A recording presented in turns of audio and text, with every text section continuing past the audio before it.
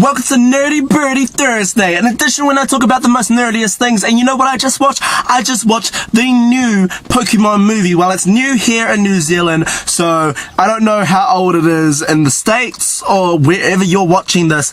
I don't know how old it is, but I just finished watching it, and I want to do a review on this. I'm going to be doing 5 good things and 5 bad things in no particular order or anything. You know, tell me when I'm wrong, tell me when you're right, all that type of stuff. That's what this is. Get this conversation going. Show you're a nerdy bird. You know, that's what this is about, people. Come on. Hit my intro.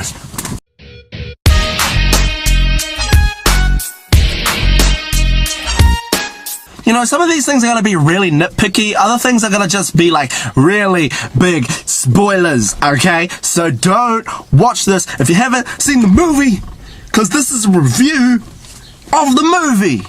You've been warned. For those of you that don't know the story, I'm going to sum it up. So basically, it starts off like the normal Pokemon, you know. He wakes up, he goes, he grabs a Pokemon, the Pokemon out there, so he gets Pikachu. Pikachu doesn't like him at the start, then he saves him from a flock of sparrows, and then all of a sudden, you know, Pikachu gets up, thunderbolts him, all that, he's lying on the ground, goes onto the adventure. This is where it changes. So what happens is he sees Ho-Oh fly by, a feather flies down, all that stuff. The feather is the main plot of the story. Now, what happens is, he meets a couple of new people. For the life of me, I can't remember what these people's names is. So we'll call this chick Piplup Girl, and we'll call this guy Lucario Guy. We'll also call this guy here Incineroar Guy. You know, he does have a Lycanroc, but whatever. We'll call this Incineroar Guy. The main plot is the Ho-Oh feather, okay? That is the main plot. Ash gets a Ho-Oh feather. That means he is the Rainbow Warrior. He finds a Caterpie, which he catches, it evolves into Butterfree. The saddest moment is when Butterfree gets let go. I like how they incorporated Butterfree's story in there without incorporating all of the story. Now, Butterfree's story is one of the saddest stories in Pokemon, but obviously they incorporated it in there to put that little sentimental thing in there as well. He also catches Charmander like he does in the original story. It's a little similar to the original story. Like, he catches Charmander because his trainer left him behind. This is where the story changes dramatically. I think before that story, he meets Lucario Guy and Piplup Girl, and they run into Entei, which Entei looks beautiful. Entei's huge. He looks huge compared to Ash, everyone else, Lucario, and he just mollywops everybody, okay? Which is realistic to the game, okay? So he just mollywops everyone. Like, nobody catching Entei or Raikou or Suicune. Nobody gonna do that, okay? Which is realistic to the game. You ever try catching an Entei without a Master Ball? You can't. You can't do it. You need Mean Look, you need Sleep Powder, you need Wiggling Down, you need Save It at that point. It's just so hard, man. It's my childhood, man. Charmander evolves into Charmeleon like he does, you know, whatever. And then he fights Incineroar Guy. Incineroar Guy is his original trainer, and he's like, no, I need powerful Pokemon because I need to become the most powerful Pokemon trainer ever, you know, whatever. I want to be the very best that there ever was. So what happens is, you know, he has an Incineroar, and he versus a Charmeleon. You already know how the story's gonna end. You know, you already know how it's gonna end. They both have a flamethrower crash, and all of a sudden, you know, he gets mollywopped again. So that happens. Ash kind of gets upset. He runs away. Now, at this point, we know that there's a Marshadow around, and Marshadow does this kind of sleeping, probably hypnosis. I'm not too sure. Don't quote me on this. Tell me when I'm wrong, people. Comment, go dislike, all that stuff. Whatever. I'm saying what I remember. Marshadow puts him to sleep. This is the trippiest moment in any Pokemon movie in history, even Origins. The trippiest moment ever. Ash goes, in his dream, he goes to a real school. He goes like to the real world. Everything in Pokemon was fake, and he just imagined it all. This was in his dream. Now, you know the theory when he was in a coma, that type of stuff? That's kind of what they're hinting at, and I thought that was pretty cool.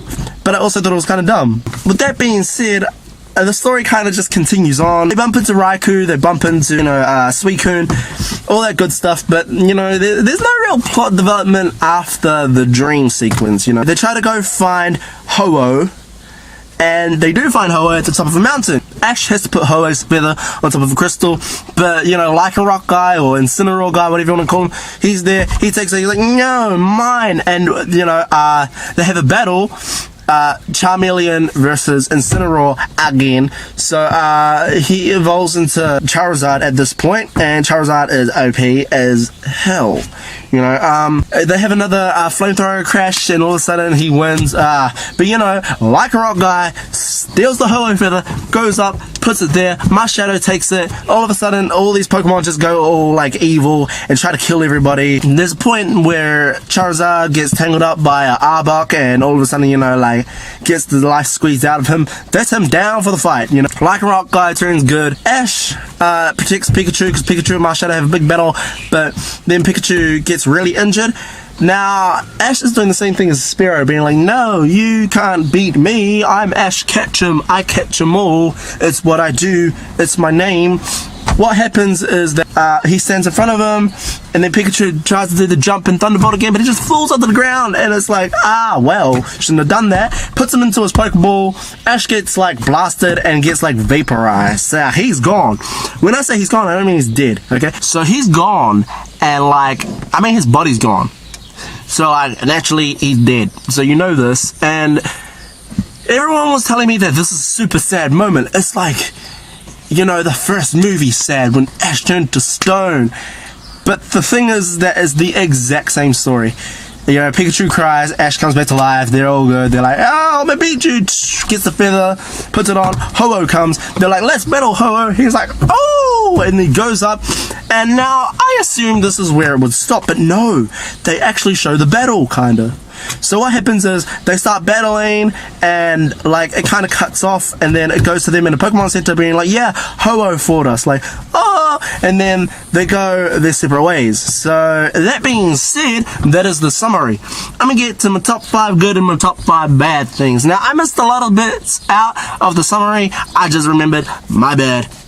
But I'll tell you in the top 5. One of the things I like is that they had a lot of callbacks to the original series. For example, they had the girl that selected Bulbasaur was the girl in the starting of the anime, the opening, that, you know, Pikachu runs past Venusaur and that chick's there, you know? I thought that was really cool. They had the Butterfree story, which I loved. I love the Butterfree story, you know? And, you know, there's a lot of callbacks to the original series. There's a lot of movie, like sprinkled in there too, but you know, there's a lot of callbacks to the original series. They have Ash's actual Pokemon League symbol on his backpack, but not his hat, because his hat's like the sun and moon. One of the things I didn't like is that Ash in the movie only has 3 Pokemon, technically. I mean, we can assume he has more, but we only see Butterfree, which he releases, Charizard, and Pikachu. Another thing I don't like is the Charizard, because Charizard's story is Infernape, you know, like, everybody that's a big fan of Pokemon knows the Infernape story, and that was a big moment of Pokemon. Pool versus Ash, Electivire versus Infernape, and that was the biggest moment in Diamond and Pearl, probably one of my favorite moments in Pokemon history, Pool versus Ash, because that felt real. It had a story to it. It was like not about Ash versus Pool, it was more about Infernape getting over his fear of not being that good enough. So that's what that was. But that's the same thing for Charizard in this movie, and it's not that good, because it's like, you know, we've seen it before. I mean, it's really good because a lot of kids haven't seen Diamond and Pearl. They might have just jumped on the Sun and Moon and all that. That's okay, but you know, for us fans that actually know and have watched this since the beginning, you know, I'm 20 years old. I've been watching Pokemon since I was like 4. You know, that's 16 years of like Pokemon developed in me. I just instantly know what's going to happen, you know. The story changes a little bit, like, you know, he evolves halfway through a battle with Incineroar, and you know, it's cool. One of the things I did like was they didn't just have Kanto Pokemon. They had Lycanroc, they had Marshadow, they had Incineroar, obviously, which is sick, dude. He looks so good in this movie. They didn't really define it to be Kanto, you know. Ash never meets Brock and Misty, so hey, you know, he has 1 or 2 gym battles in the movie, which are really cool, but they're not really part of the main story. The story is about Ho-Oh. Let's talk about the animation. Now, the animation is beautiful. It's a mix of Sun and Moon animation, the anime, Sun and Moon mixed except with XYZ. X, Y, and Z has the most beautiful animations ever. You know what I mean? Like, it's just beautiful. But unfortunately, with that being said, it did feel a lot similar to Pokemon Origins, because like I said, you know, having 16 years of Pokemon built up in you, you know, and stuff similar.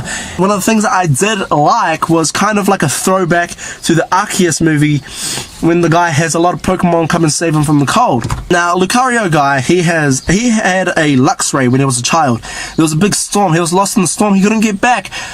The Luxray comes and saves him. He like cuddles him to keep warm. He falls asleep, and then when he wakes up, you know, Luxray is frozen. I liked this because it adds character to Lucario guy. You know, Lucario guy doesn't really do much in the story, but, you know, that one story of the Luxray saving him is just like, wow, that is such a bond he must have had with him. One thing I didn't like about the Luxray was that he was frozen full stop, because you have potions that can fix that. You have some things called revives that can fix that, but he died. I love the fact that he died, because they stay through. They weren't like, oh, he's just, you know, frozen, we can fix him. I like that he died. Okay, that sounds wrong. I like the fact that he stayed dead. No, wait, that's even more wrong. I like the fact that the Luxray didn't die in vain. He died to save Lucario guy, and without that sacrifice, Lucario guy, he didn't have the right motivation towards Pokemon, you know what I mean? Like, it showed us that some Pokemon actually care enough, because, you know, we know that their trainers would save them. We've seen Ash die many a times, maybe two times, die 2 times. But we've never actually seen a Pokemon die for them. Yeah, we've seen Pokemon die before, but we have not seen a dead Pokemon. Like, we have not seen, this is the first time we see a dead body of a Pokemon. So they die. We know they die. They don't just like fade away and disappear. They die. And they're gone. You can't bring them back. There are no revives. There are no magic potions to bring them back. They're gone. And that is the most powerful bit of the movie, is Luxray's story. And, you know, I want to see Lucario guy have a story. Because, one, I want to know how he got Lucario, my favorite Pokemon, by the way. But I don't know his full story, but he made me want to know more. I still don't remember his name. He's not that important of a character, but he made me want to know more. How did he get this Luxray? You know, why was it so important for the Luxray to save his, you know, friend? And, you know, all that stuff. Being a naive kid, you didn't know this Pokemon was going to die. So that's all that, but he died. And that had to have been a traumatic experience. And I'm glad that the creators put that in there, because, you know, it's a little callback to the question, do Pokemon die, and what happens, you know, which is a big thing. I like the fact that they had the coma theory in there as well, but they did a reverse, like, oh, you know, was it a dream? Is this a dream? Is this real? You know, what's happening? And it kind of tripped me out. I'm not gonna lie, I watched it at like 1 a.m. and I was kind of like, whoa, what is going on, dude? What the heck?